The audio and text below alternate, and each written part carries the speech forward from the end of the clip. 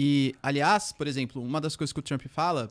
Porque assim, por que ele tá fazendo essa política? Tentando fazer aqui o advogado do diabo, vou defender o Trump, embora discorde frontalmente. Ele fala, por exemplo, hoje que os Estados Unidos têm uma dívida de 36 trilhões de dólares, que é a maior dívida do planeta.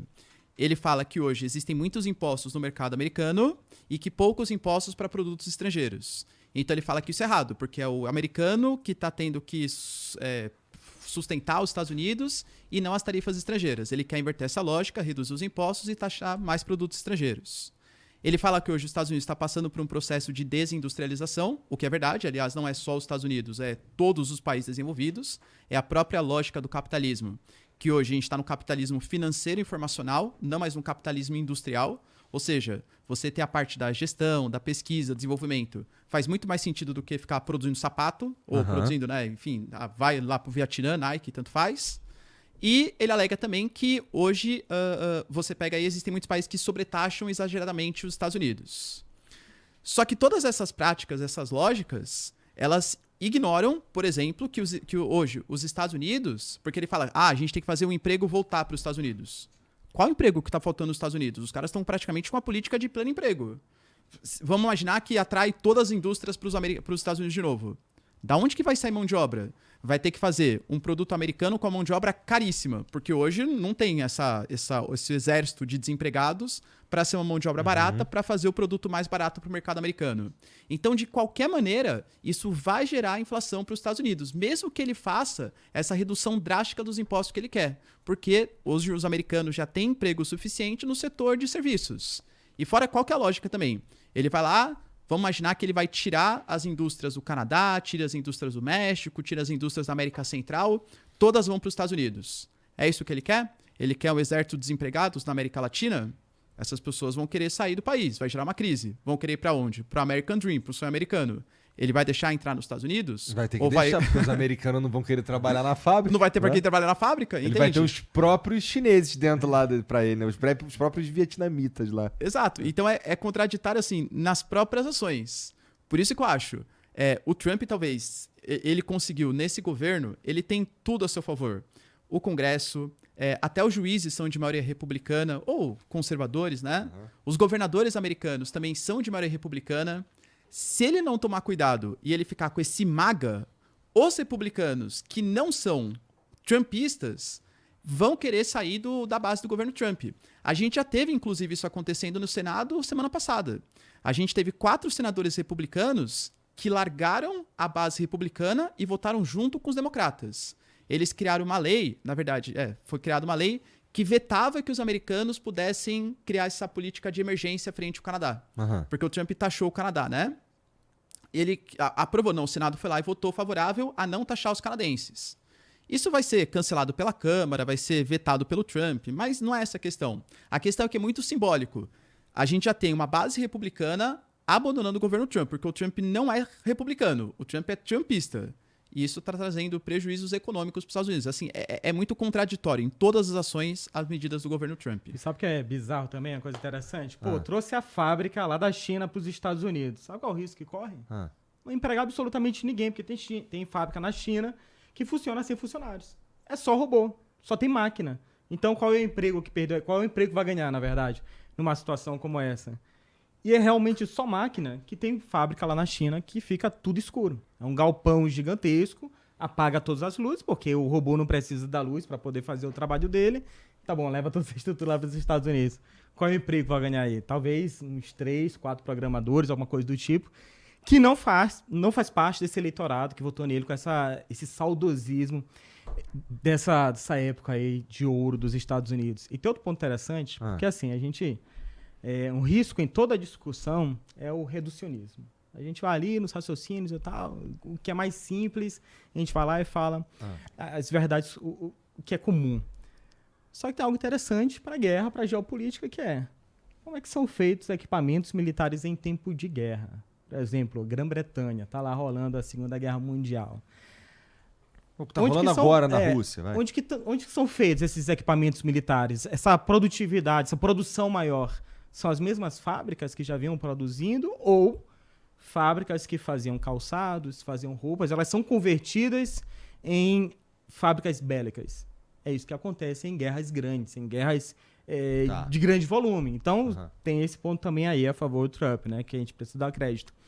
Ele colocar um parque fabril maior pode contemplá-lo, pode colocar numa situação mais vantajosa ao estourar de verdade uma terceira guerra mundial. Porque ele vai conseguir, ele vai ter muito mais maquinário agora para converter. Peraí, para tudo aí.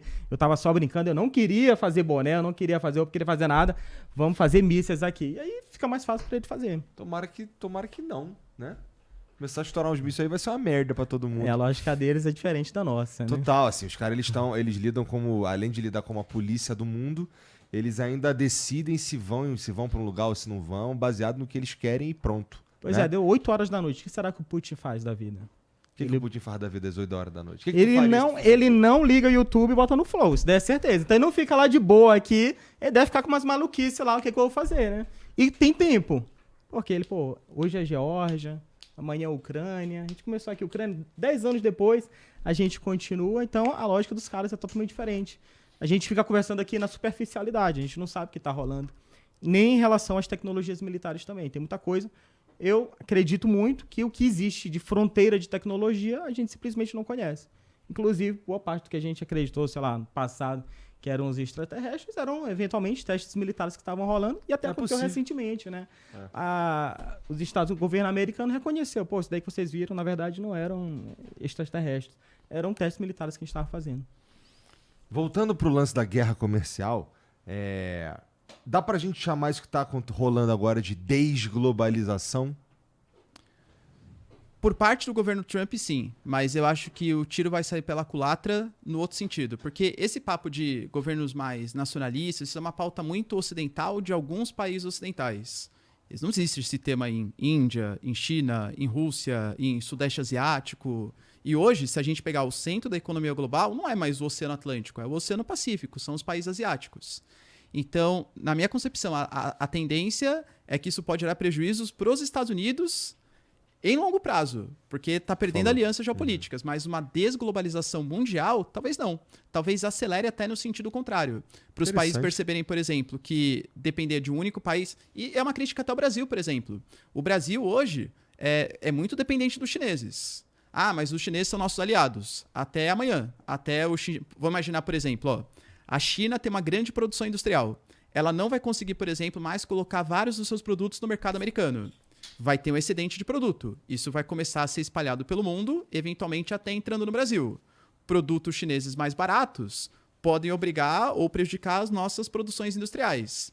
Talvez o Brasil seja obrigado a adotar sobretaxas a produtos chineses. E se o Xi Jinping não gostar dessa medida do Brasil? Hoje, quase 1/3 de toda a nossa exportação é para a China. Percebe que isso coloca o Brasil na mão dos chineses também? Então, talvez o mundo perceba que depender muito de um único país, seja dos Estados Unidos, seja dos chineses, até aprofunde relações comerciais. O Brasil, por exemplo, possivelmente vai fazer uma... O Lula foi convidado para a próxima reunião do ASEAN, que é um grande bloco econômico da Ásia, que vai ser na Malásia. O Brasil tem uma reunião marcada para fazer uma visita, ou o Narendra Modi da Índia vai vir aqui, ou a gente vai para lá. O Brasil tem visita, por exemplo, para a Rússia no dia 9 de maio. O Brasil tem visita à China. Então, é tentar diversificar. E na minha concepção, relações econômicas têm que ser assim, o máximo pragmáticas possíveis. Mas eu não gosto do comportamento dos chineses. Sola. É problema, entendeu? Negocia com os chineses, mas não depende exclusivamente deles. Talvez sirva até como um alerta para os mercados. Isso pode fazer com que a União Europeia reduza a dependência, o Canadá reduza a dependência. Para mim, assim, o principal exemplo é o Canadá. O Canadá, eles tinham até programa de defesa militar junto com os Estados Unidos. Então, toda aquela fronteira norte ali, região do Ártico, o Canadá, que faz parte da OTAN também junto com os Estados Unidos, fazia parte daquela vistoria militar. Tem um grupo chamado de Five Eyes, que são 5 países que compartilham dados de inteligência. Canadá e Estados Unidos fazem parte desse grupo. O Canadá nunca esperou que os americanos fossem fazer essas políticas contra eles. Para ter uma noção, Igor, o primeiro-ministro do Canadá era o Justin Trudeau. O cara era muito criticado, porque a inflação... Olha, o Canadá tá mal economicamente é porque o cara foi mal mesmo, né? O Canadá mal economicamente, as suas pautas também progressistas começaram a incomodar muito também parte da sociedade canadense. Os conservadores, eles eram assim, favoritaços para se eleger esse ano. O Justin Trudeau, ele começou a comprar briga com os Estados Unidos. Isso fez com que os liberals aumentassem a popularidade, e agora o Mark Carney, que é um liberal, só que ele é visto um pouco mais... O Mark Carney já foi presidente do Banco Central, ajudou na recuperação da crise de 2008. Ele é um cara menos político e mais técnico nas relações econômicas. Ele é o favorito agora para as eleições. Um liberal, que era visto como um... Assim, as pesquisas indicavam 80% dos conservadores. Por quê? Porque o mundo percebeu, e aí, olha que interessante, que algumas decisões não podem ser só econômicas.